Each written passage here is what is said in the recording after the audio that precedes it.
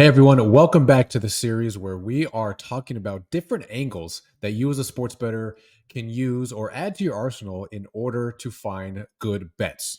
If you haven't checked out our other videos on these angles yet, I strongly suggest you do. We already talked about information arbitrage and second order arbitrage in the other videos. This time, we're going to be talking about a different angle, and that's trying to exploit mispriced derivatives. All right, I'm sure you guys have heard the term before, but let's define it for this purpose here. So, what is a derivative? A derivative is a bet where the line is created with a pricing model as opposed to price discovery. And you've heard us talk about it once, you've heard us talk about it 100 times. We'll continue to keep talking about it. But when you hear us talk about markets and price discovery, think sides, think totals, think money lines, maybe think one or two of the most popular player props on any given game. Those are the bets and the lines that are set, generally speaking, using price discovery. Everything else, most everything else, is going to be set using pricing models.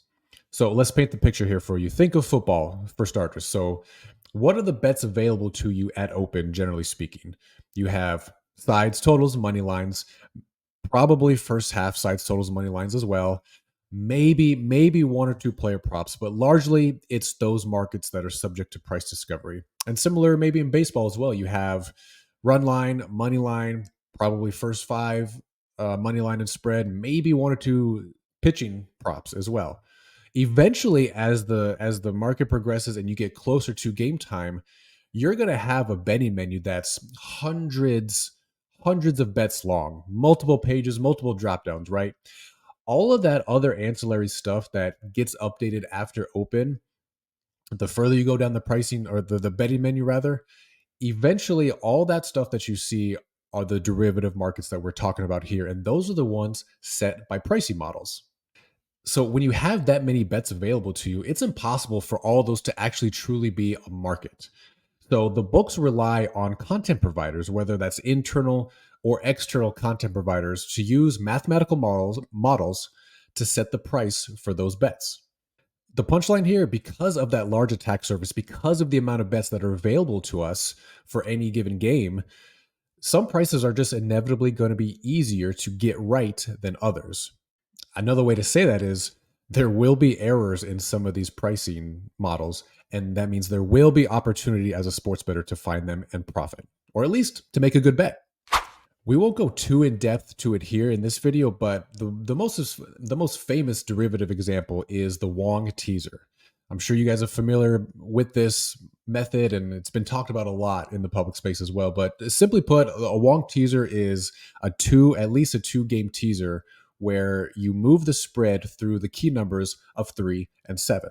When you make the teaser bet or you add it to your bet slip, the pricing that you see is ultimately done by a pricing model. This used to be a fairly lucrative teaser or bet to make, but it's been around for a while. The math is relatively straightforward on how to get these pricing get the pricing right for a Wong teaser. So it's the Wong teaser is not quite a dead angle.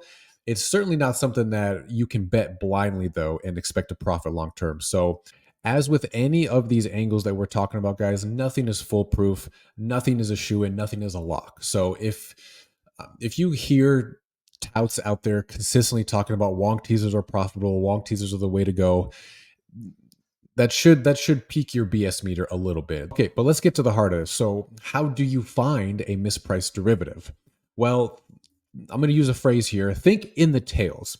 And let's focus on football, for example. In particular, college football, where you have large, either measurable or observed differences in the quality of teams, aka in the talent of teams.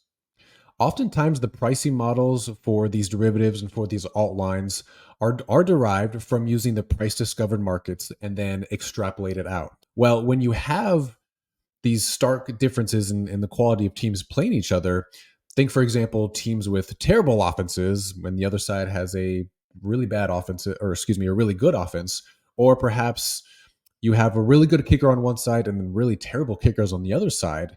The chances of the pricing models accounting for this in every single game, in every single situation, is low. It's not impossible, but it's low. So there remains opportunity for us to exploit where they got this wrong.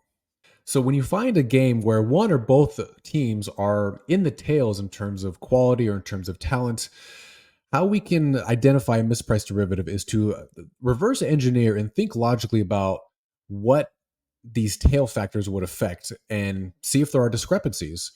So, in other words, are the models accounting for these stark differences in talent, or are they just set being extrapolated out from the price discovered markets? One of the ways in which to find value or whether or not there is a good bet to be made in the derivative market is to use certain calculators. One that we like a lot is the unabated derivative line calculator. You can go in there, you can add in the main market information, the spread, the total, the odds, and then one of the alternate market lines that you see on the betting menu, and it will spit out for you what the fair price for that alternate line should be. And if you do that, try a little bit of trial and error with different derivative options and different lines, you might be able to see where these pricing models get this wrong.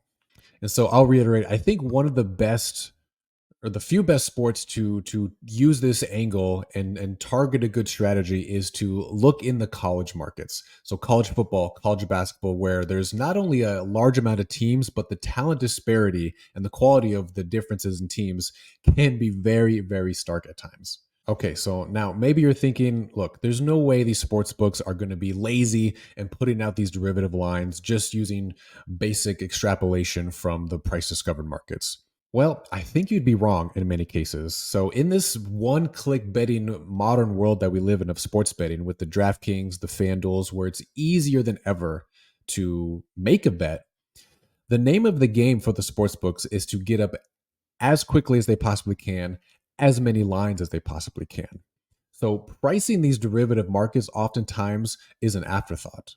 So, if you can do some research to identify games and sports where there's oftentimes a large talent disparity and use the tools at your disposal, like a derivatives line calculator, in order to find good value bets when betting derivatives. Hope this was helpful, guys. Stay tuned into the next video. And as always, good luck.